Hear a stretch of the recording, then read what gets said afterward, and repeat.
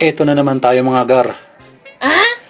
Ipapakita ko sa inyo ang pagproseso ng masarap at paborito nating ice cream. Ito yun guys, panoorin nyo. Ayan o.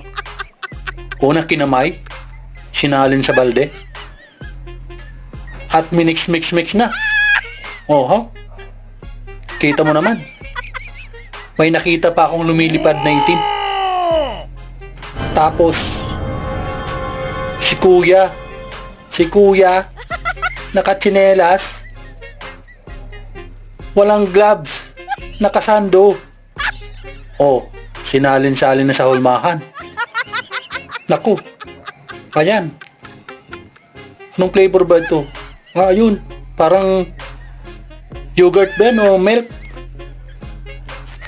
Ito pala guys, gar yung ice